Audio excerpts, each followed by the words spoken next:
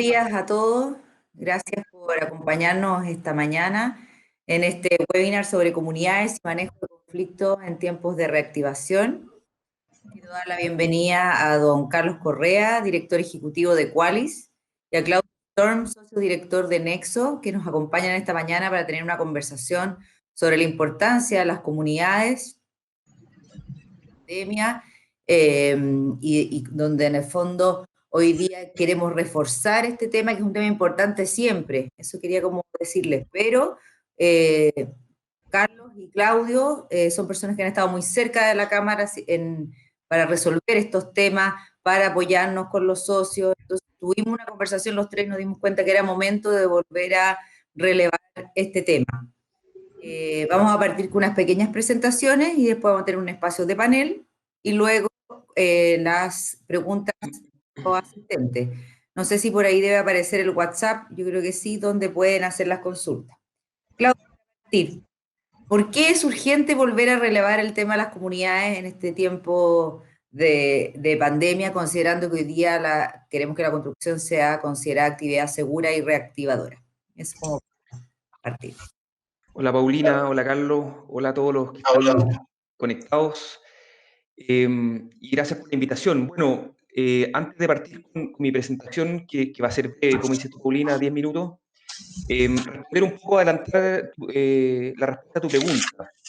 Yo creo que hoy día es muy necesario porque en momentos en que el entorno se ve modificado por circunstancias como una pandemia, ¿cierto? O por crisis sociales, esa convivencia entre los distintos actores de la comunidad se ve alterada también y por lo tanto la necesidad de comunicación aumenta, la necesidad de poder, en este caso, en el caso de una pandemia, dar garantías de seguridad respecto a temas sanitarios, también se hace más relevante.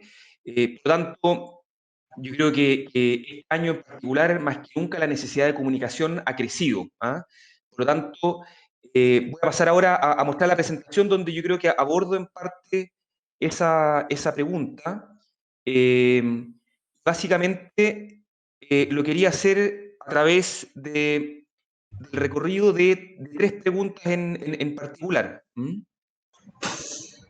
No sé si están viendo la presentación. Sí, Claudio. ¿Sí? Ya, entonces,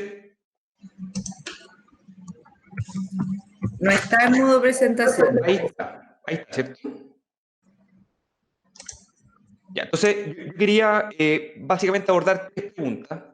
Lo primero es rápidamente hacer una revisión de cómo es el entorno hoy día de la industria de la construcción. Cuando uno conceptualiza esta palabra de entorno, bueno, un poco revisar algunos números que nos pueden ayudar. Lo segundo es hacernos la legítima pregunta si debemos relacionarnos o no con la comunidad, si debemos comunicar o no, que es un poco lo que tú me preguntabas, Paulina. Y lo tercero es cómo hacerlo. Y mi propuesta es un enfoque preventivo, porque Carlos va a abordar después la etapa más bien reactiva que tiene que ver con las crisis, con las situaciones más críticas.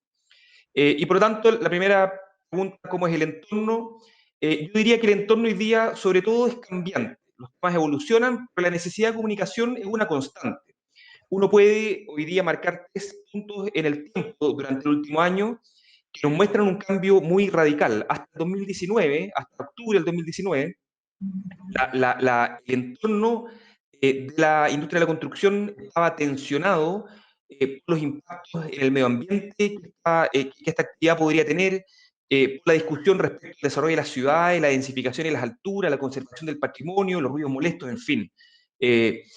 Después vino este hito, ¿cierto? Denominado el estallido social, que lo que de alguna forma marca es una preponderancia de los temas más bien de índole social, donde hubo problemas ¿cierto? De violencia, pero que también decantó en una conversación en el mundo empresarial al interior de las empresas y con un diálogo muy, muy profundo con los trabajadores, conocer las necesidades de las personas que estaban al interior de las empresas.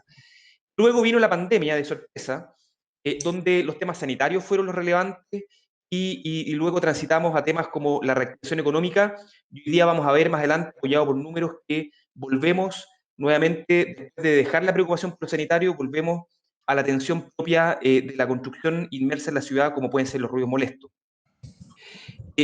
Revisando rápidamente prensa y comparando la construcción con otras industrias como la banca y el comercio, vemos que la intensidad, el nivel de exposición, este gráfico no distingue entre lo positivo y lo negativo, pero sí me muestra un nivel de exposición de la industria es alta, ¿cierto? Ahí está el volumen de noticias, en promedio 5.000 notas de prensa al mes que hablan de la construcción, parecido a las otras industrias, por lo tanto hay un nivel de exposición muy alto. Cuando uno mira Twitter, que es una red social donde van a parar mucho de estas conversaciones en torno a las actividades y en general con un tono crítico, vemos que la construcción está por debajo, considerablemente por debajo de la banca de la construcción. Nuevamente, este dato no está limpio, lo que podría ser una denuncia o lo que podría ser algo positivo. En general, Twitter tiene una connotación más bien negativa, pero sí hay un tráfico de tweets, de conversaciones del orden de 24.000 en un mes que no deja de ser considerable.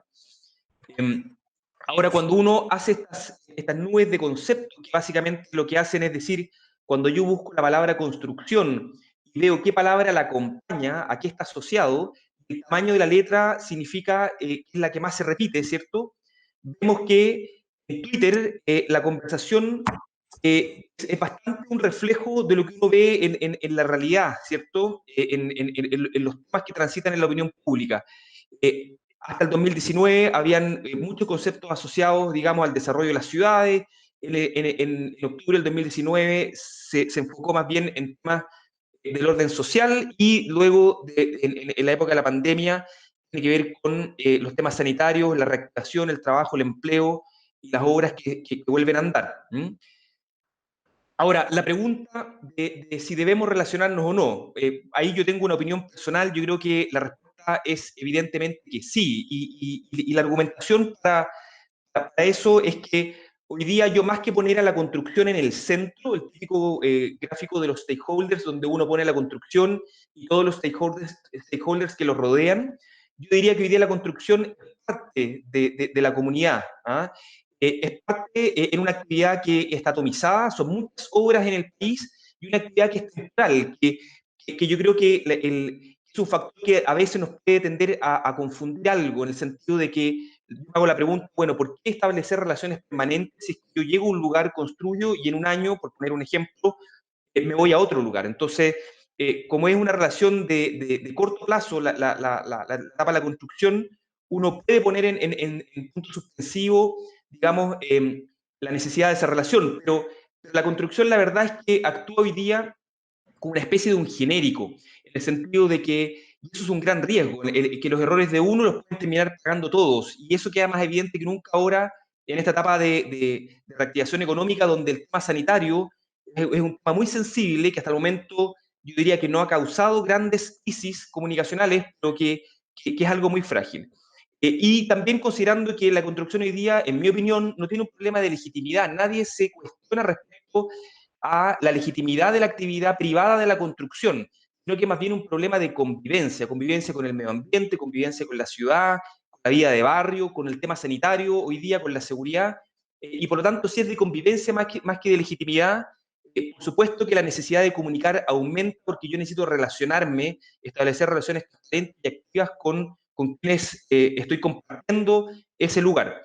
Y por supuesto el cambio tecnológico cambió la forma de comunicarnos y hoy día yo no puedo elegir cuándo comunicar y a quién comunicarle, sino que yo estoy inmerso en una conversación. Y eso esa es la lógica de las redes sociales. Yo hoy día no tengo la opción de bajo perfil, de apretar off, sino que si es que yo lo hago, bueno, sigo comunicando algo distinto, una posición más bien como hacia adentro, ¿cierto? Pero la comunicación, el paradigma de la comunicación hoy día cambió y yo estoy inmerso en una conversación. El punto es lo que digo y cuándo lo digo. Y hay una ciudadanía que está también participando de esas conversaciones. Y un ejemplo muy evidente de esto tiene que ver con lo que vivimos este año.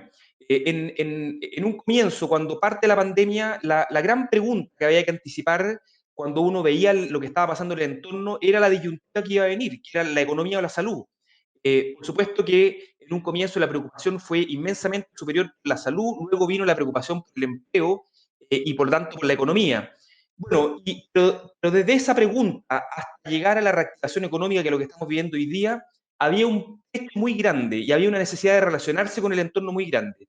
Y el protocolo sanitario, que fue lo que se implementó desde la Cámara, una respuesta a eso, justamente una herramienta de, no solamente de llevar buenas prácticas al interior de la empresa, sino que también una herramienta de comunicación. Es la forma como yo le transmití a los trabajadores de que la construcción es un lugar seguro para trabajar, a la comunidad, a los vecinos, de que esta actividad se iba a reactivar, ¿cierto? Y que va a ser con todas las garantías de mantener el tema sanitario a raya, y las autoridades también demostrarles de que esto es una actividad que perfectamente es factible con el escenario que estamos viviendo. Por lo tanto, nuevamente, cuando hablamos de relacionamiento, cuando hablamos de comunicación, no estamos hablando solamente de un comunicado de prensa o de una declaración pública o de una asamblea con la comunidad. Estamos hablando de todas las herramientas de gestión que me permiten a mí convivir, ser parte de una comunidad, poder entregar de alguna forma las garantías de que somos una actividad perfectamente compatible y que convive con ese ambiente. Y por lo tanto, vamos a la última pregunta. ¿Cómo nos relacionamos con la comunidad desde un enfoque preventivo? Y yo pongo al tiro la palabra ahí, herramientas. Es con herramientas. La comunicación es un medio para cumplir un objetivo. Yo solo puedo comunicar lo que existe, lo que finalmente la empresa es y hace en el día a día. Si no, esa comunicación realmente no tiene un mayor asidero. Y por lo tanto, para mí el enfoque preventivo tiene que ver con un punto inicial que yo le llamo inteligencia de entorno, saber muy bien leer las necesidades de ese entorno, saber qué está pasando en la comunidad que yo pertenezco, ¿cierto? Luego de eso, incorporar herramientas de gestión que se hagan cargo de esa realidad. Entonces, para volver al ejemplo del año 2020, la disyuntiva economía y salud era lo que estaba pasando y lo que la inteligencia en torno me debería haber llevado a razonar. Las herramientas de gestión, por ejemplo, es un protocolo sanitario que yo lo incorporo a mi gestión como un conjunto de buenas prácticas y finalmente en el punto 3 lo llevo a la comunidad, me relaciono con ella a través de las distintas herramientas que hoy día la tecnología me ofrece o la comunicación que yo quiera hacer. Finalmente yo me relaciono con los vecinos, ¿cierto? Me relaciono con las autoridades, me relaciono con mis trabajadores, le comunico la existencia de un conjunto de medidas que aseguran este protocolo sanitario.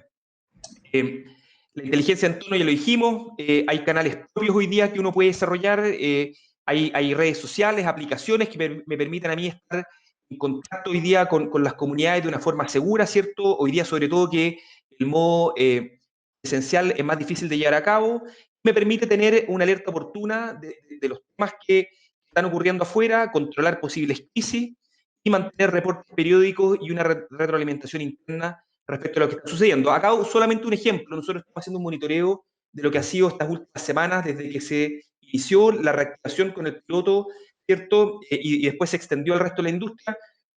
Solo dos insights. En las primeras 4 semanas, la cantidad de denuncias o comentarios que había en redes sociales obedecían básicamente a una preocupación sanitaria. A partir de la 5.ª semana fue ruidos molestos, la principal tendencia. Esto es algo que a mí me dice mucho. Y eso es algo que yo tengo que incorporar como una herramienta de gestión y luego comunicar en esta lógica de los 3 pasos que yo les mencionaba recién. Pero tener ese insight de que la preocupación sanitaria en un comienzo y luego giró, las curvas se invirtieron y todos los ruidos molestos, es súper importante.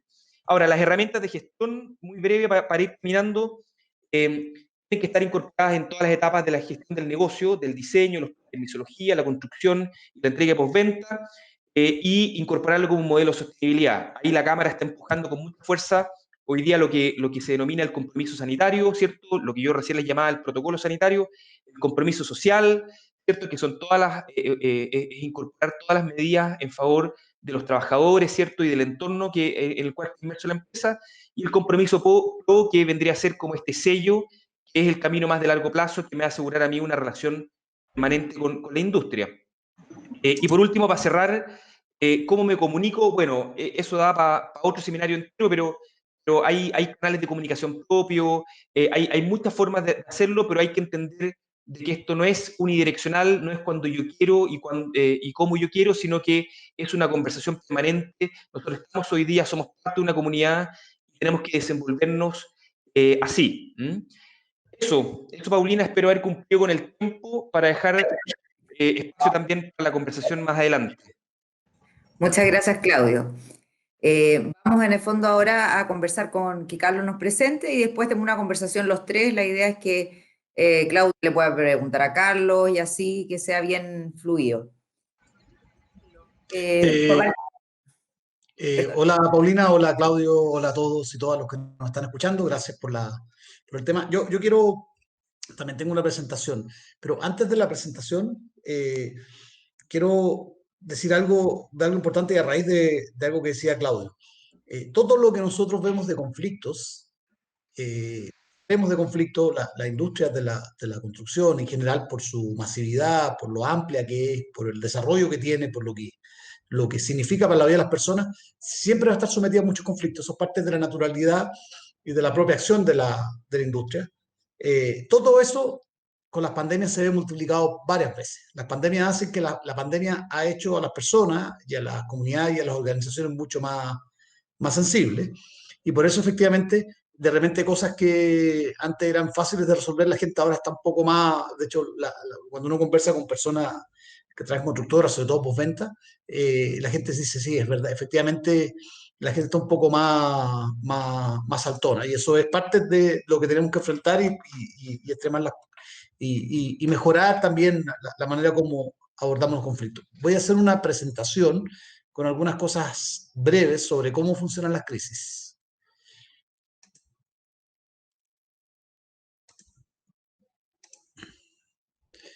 ¿La ven?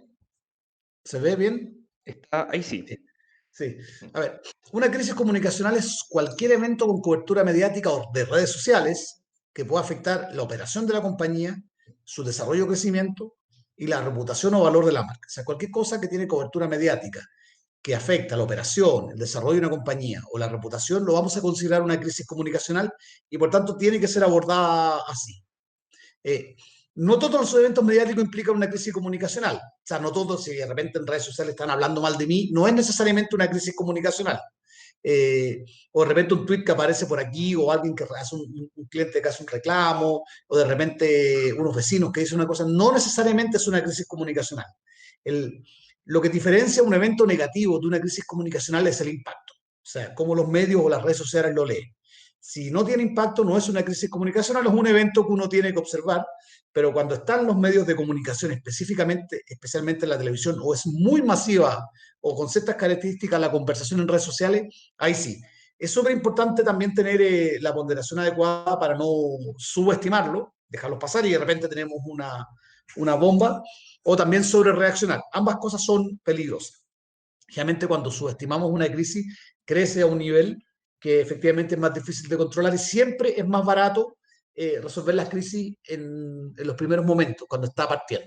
Y cuando sobre reaccionamos, muchas veces inflamos una crisis donde no la hay y a veces nos terminamos nosotros mismos provocando que un evento menor y que tenía una solución fácil termine siendo una complejidad para la organización. El impacto es lo que hace la diferencia. Y como es el impacto, la pregunta es, cuando yo sé que estoy en una crisis, ¿qué cosas debiera mirar? Hay 4 cosas que yo podría mirar. Primero, la presencia constante en los medios. Se hablan de mi empresa, de manera constante en los medios, específicamente en la televisión, por el alto impacto que tiene la televisión. Piensen ustedes que en televisión, a veces uno dice, este programa tiene súper poco rating, tuvo 4 puntos de rating. Bueno, 4 puntos de rating son casi 300.000 personas viendo el programa de televisión. Piensen lo que significa eso en una comunidad. Un punto de rating son 70.000 personas. O sea, en un matinal, perfectamente, sin contar todas las repercusiones que tienen las redes sociales, puede llegar sin problemas a 500.000 de personas con una facilidad tremenda. O sea, un tema así, de repente sube y puede 1.000.000 de personas. Y por eso la televisión también magnifica las crisis.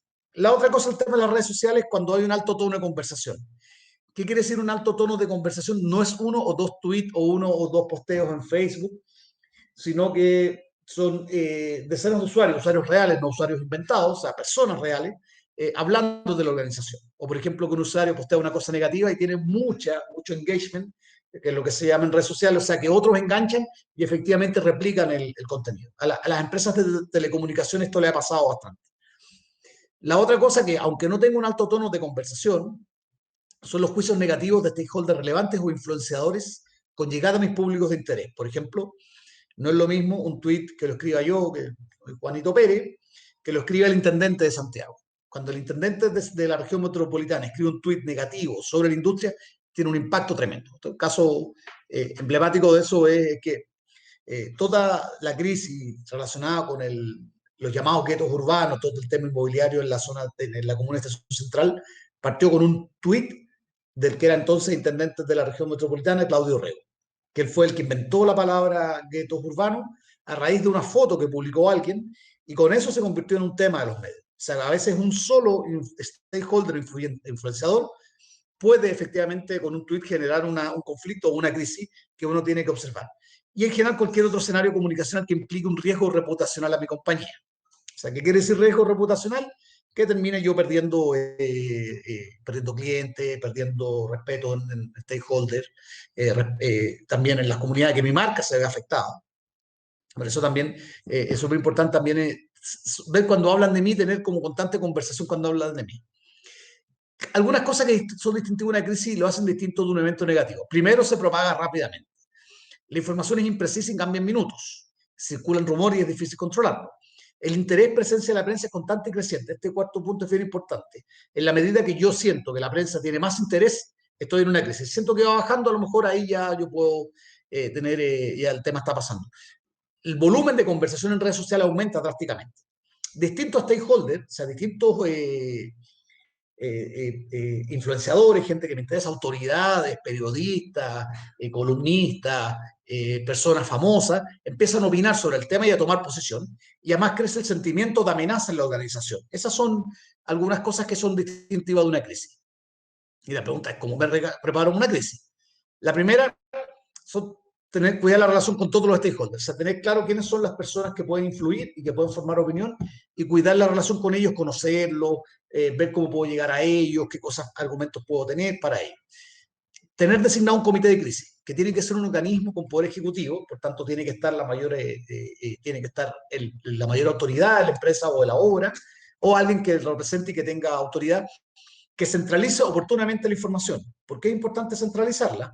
Porque como es imprecisa y cambia mucho, pueden haber rumores y gente de la organización dice, oiga, me dijeron esto en el WhatsApp, esto otro, pero lo importante es que alguien centralice y que empiece a evaluar y a descartar lo que es falso y a hacerse cargo de lo que es verdadero, y así decida cómo actuar, y haga una bajada única a toda la organización, defina vocería medio y además alinee la organización, porque si no el desorden también termina haciendo más crisis. Lo tres, identificar escenarios probables de crisis, evaluar los daños, elaborar los mensajes, elegir y preparar un vocero o vocera. Siempre es bueno tener uno. Aunque yo decía no hablar, tener un vocero o vocera entrenado e informar a la organización. Una fórmula para evaluar la gravedad de la situación. 4 preguntas que yo podría hacer. ¿Afecta la operación de mi empresa? ¿Me pueden paralizar? ¿Me pueden multar? ¿Podría afectar las posibilidades de crecimiento de la empresa? Si quiero, esta crisis podría afectar que si el día de mañana quiero hacer una obra en esta misma comuna me pongan problemas. ¿Podría afectar la reputación de mi empresa, específicamente de mi marca? ¿Puede generar el interés de los medios de comunicación? ¿Puede venir la tele? ¿Puede venir la radio? Si la respuesta a alguna de estas 4 preguntas es afirmativa, asuma que está en una crisis y actúe. No le baje el perfil, no sobre reacciones. Pero a estas 4 preguntas, al menos, si la respuesta aún es sí, asuma que está en una crisis y empieza a formar comité de crisis y a reunir información para saber cómo actuar. Algunas crisis comunes en la industria. Esto es la fuente de talleres de relacionamiento que hicimos con la Cámara en varias regiones. La principal fuente de crisis son los problemas con las comunidades. Esa es la principal fuente de la crisis, por eso lo que decía Claudio era bien importante, la relación con las comunidades. O sea, los problemas con la comunidad de todo tipo, de reclamos por los ruidos, de reclamos por las obras, de que las comunidades no se sienten escuchadas y por tanto van a los medios o van a las redes sociales. Esa es la principal. Los episodios de contaminación urbana e impacto vial también son importantes. Los conflictos laborales, los conflictos con mapuches, sobre todo en el sur, también son importantes. Los problemas de postventa. Pero noten que los problemas con las comunidades, esto tiene datos raros, son encuestas que hicimos analizamos conflictos de varias empresas constructoras en varias regiones, por tanto analizamos, yo diría en total más de 200 empresas constructoras. Noten que el principal son los conflictos con las comunidades, más que los problemas de postventa, ya las empresas tienen buenos sistemas y atienden bien los temas post-venta y los resuelven rápidamente y no se llega a convertir en una crisis. En cambio, el conflicto con comunidades efectivamente es fuente de crisis. Ojo con el tema de los medios. Por eso le decía también, contestando la pregunta de Paulina, por qué en esta época los medios juegan un rol distinto. Primera cosa, algo que sabemos todos, pero es bueno recordarlo, en tiempo de pandemia aumentó el consumo de noticias, especialmente la televisión, los famosos matinales, que ahora transmiten todo el día en continuo. Antes era como misceláneo y ponían cocina, ahora transmiten todo el día continuo con gente opinando y con conflictos. La otra cosa es que la gente confía más en los medios que en la información que proporcionan los políticos. Por tanto, va a ir a los medios. Y también, por supuesto, que las empresas confían más en la cobertura. Hay información.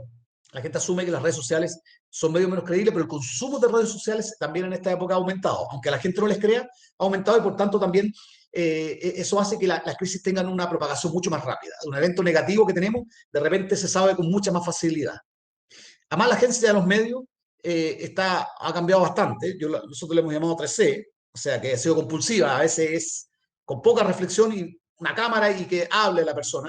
Muy central la conversación de las personas más que de los influyentes. ¿Qué es lo que dicen las personas que están en la calle? Yo me acuerdo de una nota que vi de una gente que reclamaba contra una constructora por los arriendos y ni siquiera escucharon a la constructora o investigaron si los hechos eran correctos o no, sino simplemente el programa de televisión, esto pasó en medio de la pandemia, fue para allá y le puso micrófono a las personas. Y las personas hablaron, dijeron todo tipo de cosas, y eso quedó como la noticia.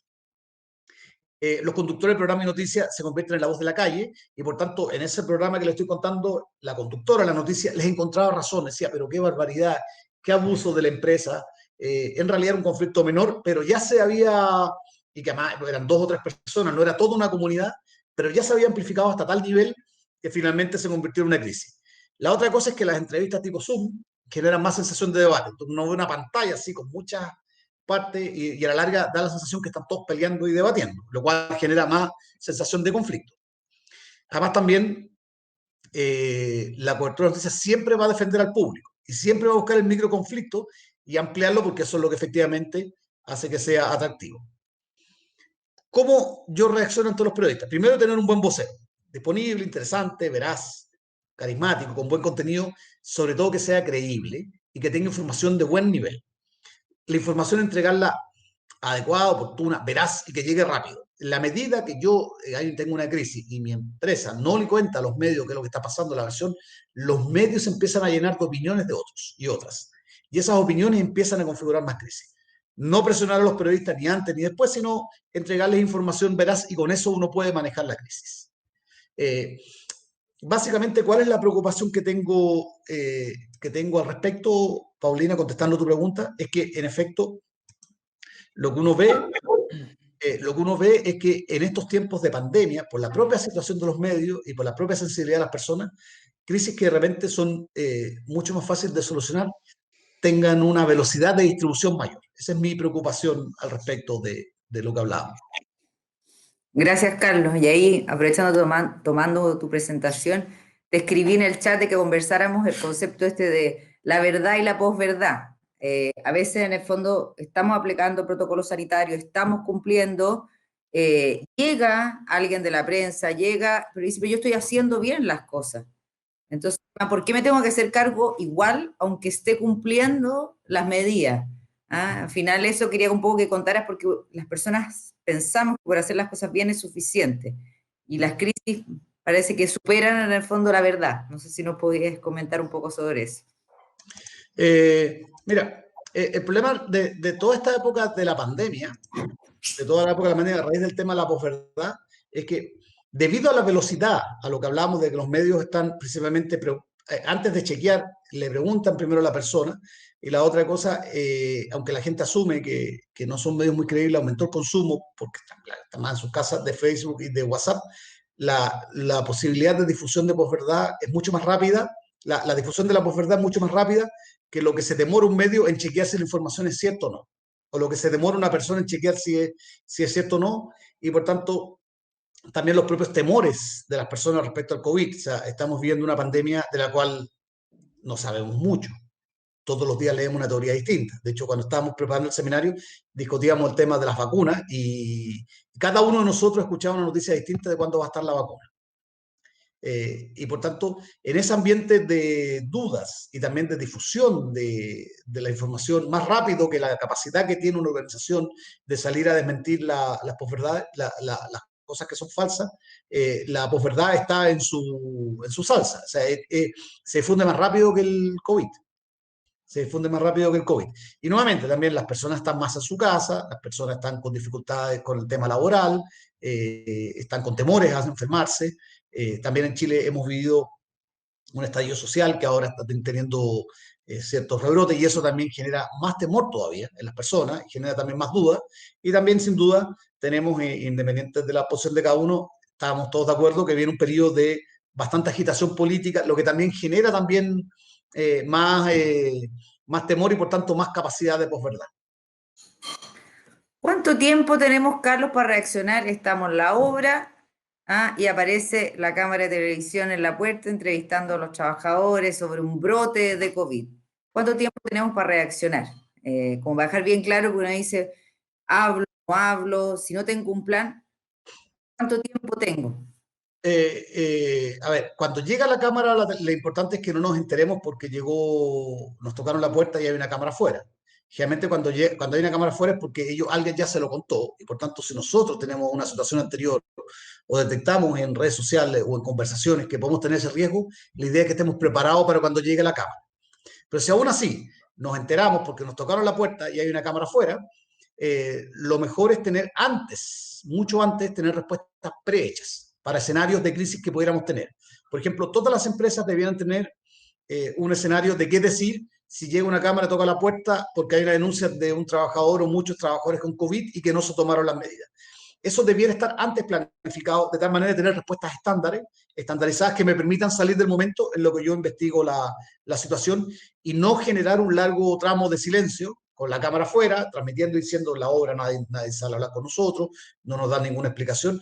Y uno debiera tener una respuesta estandarizada. En ese caso en particular, la respuesta estandarizada debiera ser, hemos recibido la denuncia y estamos investigando los casos y cuando tengamos los antecedentes, chequeemos los antecedentes que ustedes nos están diciendo, vamos a dar información más veraz, entendemos y sobre todo también entendemos la preocupación de las personas, empatizar, entendemos la preocupación de las familias de los trabajadores, pero quiero a ustedes decirles que estamos tomando las medidas de seguridad correspondientes y cuando tengamos, chequeemos los antecedentes que ustedes nos están planteando, vamos a informar oportunamente a la opinión pública. Pero lo más importante es, ya en el caso extremo, es que tengamos antes que llegue a la Cámara un protocolo armado de tal manera que no nos sorprenda.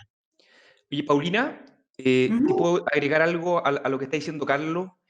Me suma a la importancia de esa capacidad de anticipación y ahí quizás aprovechar lo que la tecnología nos ofrece hoy día. Y un poco lo que yo contaba en mi presentación, de que este cambio tecnológico cambió también la forma de comunicarnos y las redes sociales juegan un rol ahí. El monitoreo de las redes sociales ayuda a poder tener esa capacidad de anticipación, porque en general la denuncia ciudadana, la industria de la construcción, uno observa que eso es muy frecuente. Tiene un circuito que parte desde redes sociales como SoSafe o redes sociales como Twitter, donde se hace llegar esta denuncia a las autoridades o a los medios de comunicación para que vayan a fiscalizar. Por lo tanto, uno, esa capacidad de anticipación la puede ganar con ese monitoreo, con esa inteligencia en torno que yo mencionaba. O sea, en general uno sabe cuál es la tensión que hay entre una determinada obra y una comunidad, y por dónde podrían venir esos problemas. Entonces uno tiene dos cosas: la posibilidad de poder modificar en el camino algo mal que se está haciendo, o en el caso de que sea una actividad legítima y que básicamente produce esa tensión, como dice Carlos, preparar esa respuesta y preparar a la organización para cuando se vea enfrentada a una mayor exposición pública en un medio de comunicación. Claudio, tú que nos has estado acompañando en este tema de la línea directa, no sé si nos puedes contar alguna buena experiencia de algún distinguido socio de la Cámara que se haya relacionado bien con las comunidades y esto haya tenido un buen efecto. No sé, cuéntanos un poco tu experiencia en este acompañamiento a las empresas del piloto, en el trabajo de la línea directa, cómo va a poder llevar a lo concreto cómo relacionarse en estos tiempos de crisis. Yo creo que la experiencia ha sido muy positiva, Paulina, en el sentido de que si es que la métrica que pone para medir esto son crisis comunicacionales importantes que pongan en duda la capacidad de la construcción, por ponerle un gran título, de poder operar en estas circunstancias, yo creo que no ha habido ninguna considerable. Y han habido muchas, yo les mostraba un gráfico ahí, pero han habido muchas alertas detectadas en redes sociales y donde se ha hecho un trabajo proactivo de ir comunicándole a las empresas cuáles son los problemas. No solo a las empresas, sino que también comunicarse proactivamente con las autoridades fiscalizadoras, con la Seremi Salud, la Seremi del Trabajo, respecto a haber identificado un problema y notificarle que se está trabajando en la solución. Yo creo que se han logrado desactivar muchas crisis, se han logrado anticipar muchas crisis, y ahí destacar la respuesta también de las empresas socias de la Cámara. O sea, ha habido una proactividad, de alguna forma una actitud súper receptiva a este tipo de alertas tempranas que ha sido muy favorable para ese trabajo. Cosas que uno detecta. Yo les mencionaba, las primeras, llevamos 8 o 9 semanas monitoreando, las primeras 4 semanas había mucha preocupación, por ejemplo, con trabajadores que estaban en el entorno de la obra, ya sea porque venían llegando, yéndose, que no contaban con el distanciamiento, con la mascarilla, o de repente, qué sé yo, algún edificio cercano que tomaba imágenes adentro de la construcción y acusaban a los vecinos de que no tenían el distanciamiento suficiente. Bueno, eso fue en un comienzo. Por ejemplo, el comercio ambulante que se instalaba alrededor de las obras, eran comentarios donde la constructora podía gestionar y ir afuera y decir, por favor, que se vaya el comercio ambulante, a los trabajadores que, por favor, mantuvieran la distancia, en fin, o sea, habían un montón de detalles que eran mínimos, pero que eso puesto en una imagen, realizado en una red social y capturado por un medio, podría haber terminado siendo algo. Los permisos también laborales, habían denuncias. Los trabajadores que están en esta obra provienen de comunas con cuarentena, ¿cierto? Cuando todavía no se podía utilizar ese tipo de trabajadores. Bueno, uno llamaba y se le pedía chequear internamente que efectivamente fueran, y se generaba esa tranquilidad. De vuelta nos llegaba, no, tranquilos, que está todo bien, los papeles laborales están al día, por lo tanto, uno podía llamar tranquilamente a la Seremi del Trabajo y comunicarle proactivamente eso. Eso era un comienzo, y después ahora lo que estamos viviendo, y eso sí es importante comentar, Paulina, es que la preocupación ha girado de lo sanitario a los ruidos molestos.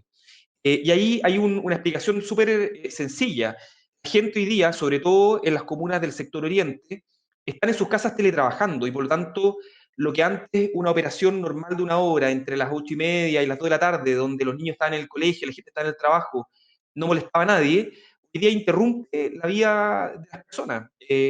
La interrumpe desde el punto de vista de los ruidos molestos o de otro tipo de situaciones. Entonces, eso es algo que, claro, que ahí toca un poco la norma con la realidad, en el sentido de que yo como empresa puedo decir, sabes que yo estoy trabajando con un permiso que tiene horarios, con una norma de ruido que la estoy cumpliendo, y por lo tanto no es mi problema lo que pasa al lado. La verdad es que, claro, es una mirada muy legalista, pero que tiene riesgos comunicacionales y tiene riesgos de relación comunitaria. Ya vimos que algunas comunas reaccionaron con ordenanzas limitando los horarios. Esto se puede replicar, los alcaldes son muy buenos para copiar una iniciativa de una comuna a otra cuando hay presión ciudadana. Entonces yo creo que uno tiene que ir tratando de entender es un actor más, es un vecino más, la obra en un barrio, que ese barrio hoy día cambió su lógica de convivencia producto de la pandemia, y yo creo que son bienvenidas todas las medidas de autorregulación, las medidas proactivas para poder ir de alguna forma haciéndose cargo temporalmente de esta situación. Si yo espero y todos esperamos que en algún minuto volvamos a la normalidad, volvamos a los trabajos, yo estoy en mi casa ahora, los niños están acá estudiando al lado mío, todos esperamos que algún día todo vuelva a la normalidad. Y en ese intertanto hay que ver cómo administrar estas contingencias. Gracias, Claudio. Carlos, ¿te ha tocado a ti ver alguna crisis hoy día comunicacional, sanitaria o con respecto al tema comunidades, sanitario, ruido, bien manejada, que tú digas, mira, aquí a pesar que se equivocaron, hicieron las cosas bien, tomaron las medidas y salieron adelante a pesar de haber sido un tema complejo? ¿Tienes algún ejemplo que nos Sí, puedas? yo creo que un buen ejemplo de la industria, yo lo he observado, o sea, desde el punto de vista de la Cámara, ¿no? Ellos tienen sus propios equipos de trabajo, es cómo ha manejado Vespucio Oriente la cantidad de conflicto además, Vespucio Oriente pasa por muchas comunas, pasa por comunas donde hay influenciadores importantes, como todas las comunas del sector Oriente. Eh, Ha sido además de eso, además una obra grandiosa que tiene efectivamente impacto en la ciudad, eso está fuera de toda duda, pero y además que ha tenido que retomar los trabajos porque no se han suspendido los trabajos de manera total, y por tanto ha tenido que explicar a la comunidad las medidas sanitarias y en mi opinión lo ha hecho bastante bien, tanto con los medios como con las comunidades. Han logrado mantener los lógicos conflictos en un perfil bajo y en el perfil del diálogo. No, cuando ha habido posibilidad de que se convierta en una crisis, han ido directamente a esa. A mí me parece un súper buen ejemplo. Es una obra grande, efectivamente ellos tienen muchos recursos y por tanto tienen equipos más grandes, pero también es una obra más riesgosa. A mí me gusta ese ejemplo de cómo ellos no evaden el conflicto ni no ocupan, muchas veces algunas organizaciones no de esta industria tienden a meter la cabeza en el tipo avestruz. Ellos no, ellos asumen que su propia obra tiene un cierto grado de conflictividad y por tanto lo manejan adecuadamente y no han tenido crisis comunicacionales explosivas, sino que crisis bien manejadas. Carlos, ahí, para sumarme a lo que dices tú de Vespucio Oriente, comentar algunas buenas prácticas que uno ha visto. En el caso de Vespucio Oriente yo vi que ellos llevaron a autoridades, llevaron a vecinos al interior de la obra, un poco para mostrar las preocupaciones que habían, el tema de las vibraciones, mostrar cómo se manejaba, digamos, todos los protocolos internamente, el tema de ruido, de aislación, de polvo, de ruido.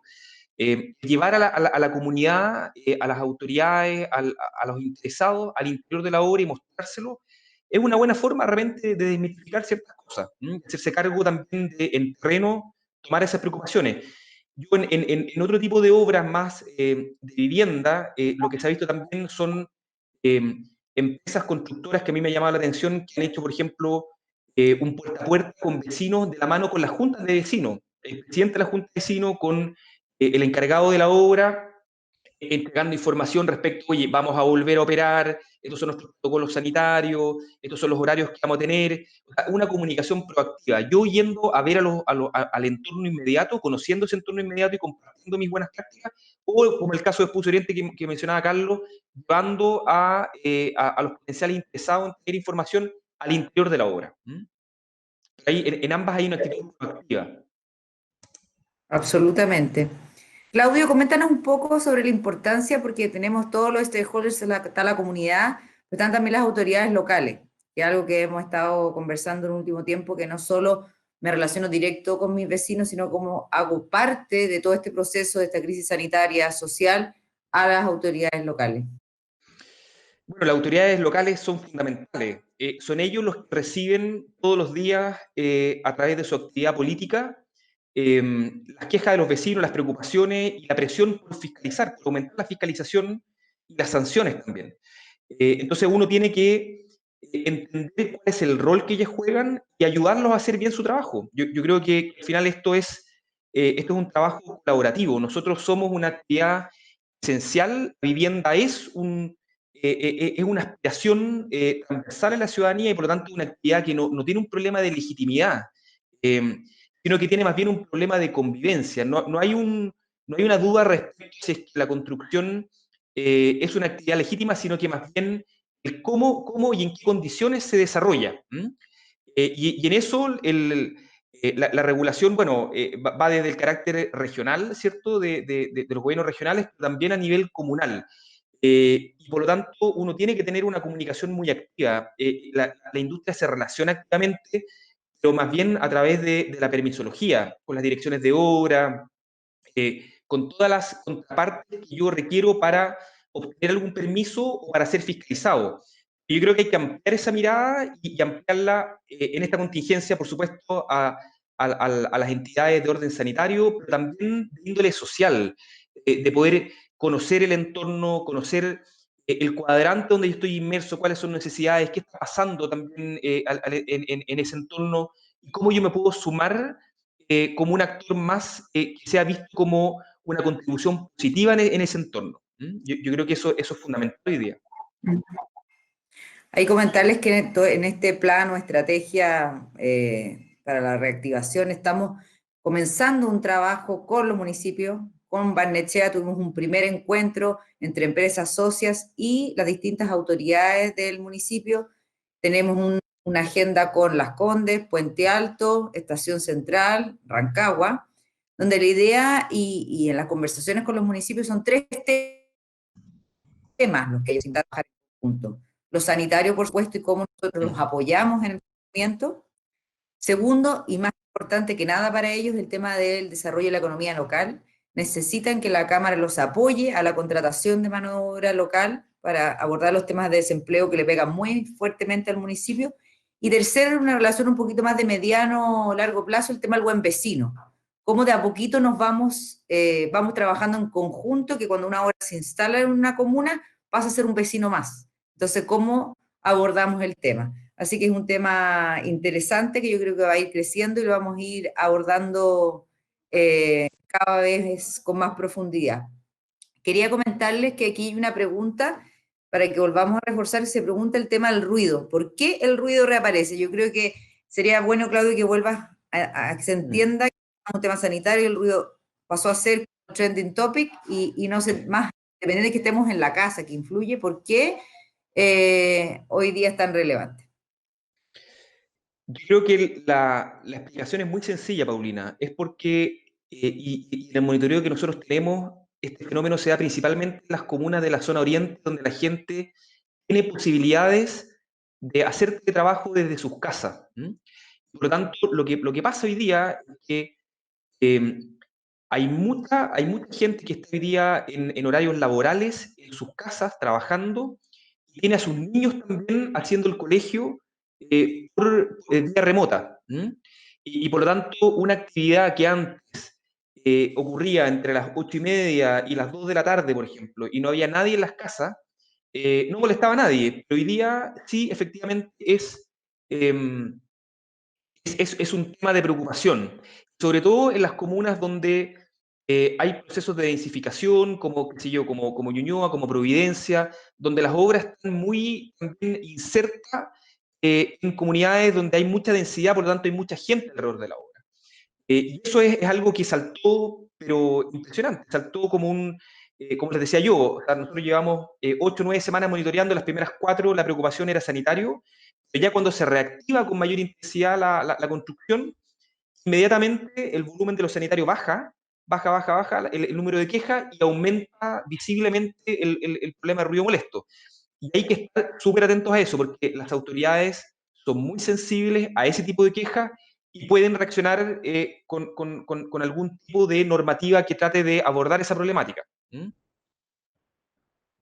Acá tengo otra pregunta. Hola, excelente webinar. Estamos por dar inicio a una obra en una comunidad al sur para dar soluciones sanitarias, planta de tratamiento de aguas servidas para su comuna y municipalidad. ¿Qué buenas prácticas podemos implementar al inicio de la obra para mitigar el impacto del trabajo, ruidos, medio ambiente, etcétera, tanto en autoridades como en vecinos?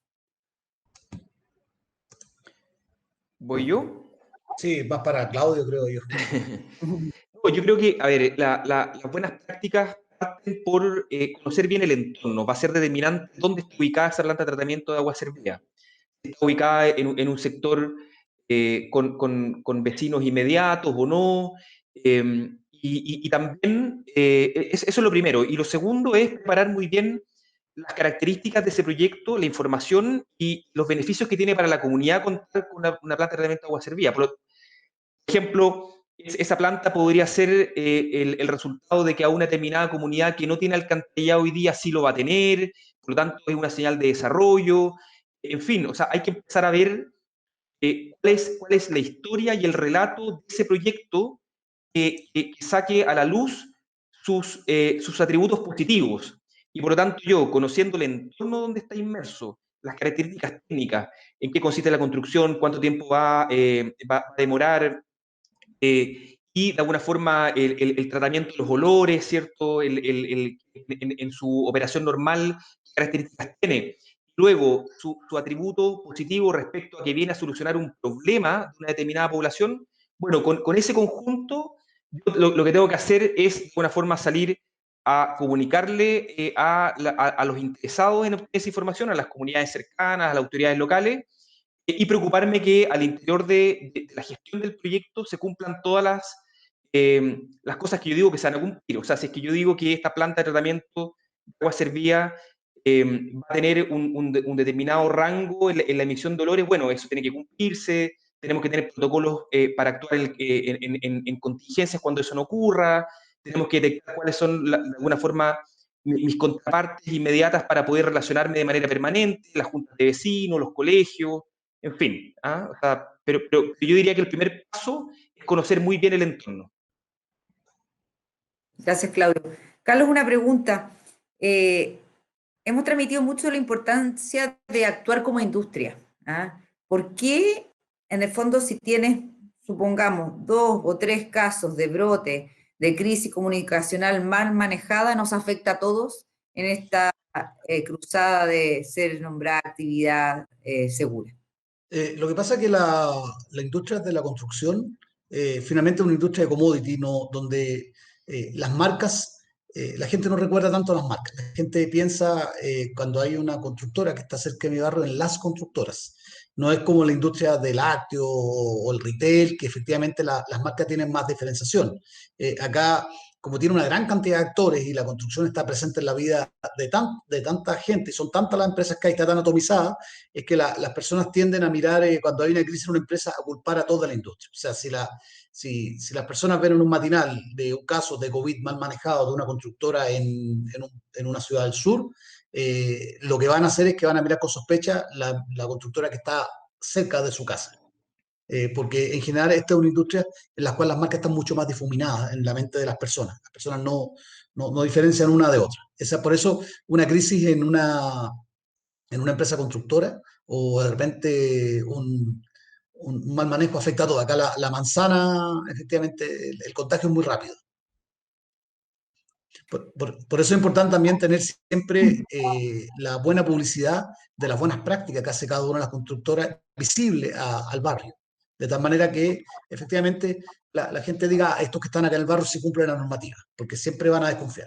Por eso la exageración en la visibilidad del cumplimiento de buenas prácticas, de las instrucciones que ha dado la Cámara para el tema del manejo de la crisis COVID, es súper importante en la publicidad misma de la obra.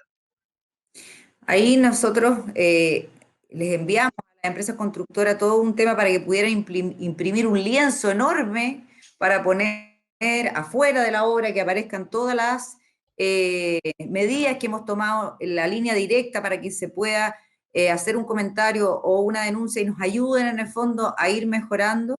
Yo creo que es importante reforzar que ese lienzo muestra que estoy comprometido, aparecen cuáles son las medidas que estoy haciendo y que además estoy dispuesto a que me pregunten y que me hagan comentarios. Entonces después, Claudia, me gustaría como al cerrar que nos comente sobre la importancia de comunicar físicamente con un lienzo y sobre la línea directa, que un poco los temas que nosotros estamos promocionando de sostenibilidad. Carlos, que les cuente un poco que tenemos esta guía sobre crisis para que están en el portal gremial, pero un poco les cuentes qué es lo que hicimos, que ya hicimos un webinar, pero para que sepan que la información está ahí y que existe no solamente este webinar, que esto es un refuerzo a lo que habíamos hecho anteriormente. Carlos, Bueno, yo para tomar tu punto, Paulina, y para cerrar con la importancia de comunicar afuera la obra, yo quisiera volver a algo a un punto que toqué en mi presentación, que hoy día el paradigma de la comunicación cambió y yo creo que la alternativa del bajo perfil o de desaparecer o de no ser parte de la comunicación hoy día con las comunidades es difícil de sostener. ¿Ah? O sea, nosotros estamos inmersos como empresa en una constante conversación. El punto es que si yo quiero oírla o ser parte de esa conversación.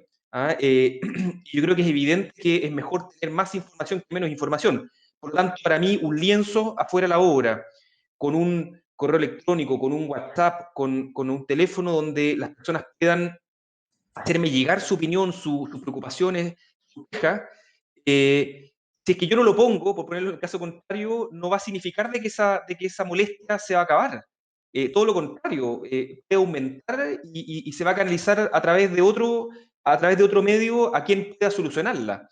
Entonces yo creo que el tener una comunicación abierta, que no significa estar sobreexpuesto, ni estar, qué sé yo, en los medios, sino que yo me refiero a ser partícipe de esa comunicación bidireccional, donde si alguien me quiere decir algo, yo lo escucho y le respondo a su problemática. Es parte de cómo nos estamos relacionando hoy día como sociedad, y la construcción no es ajena a ese fenómeno.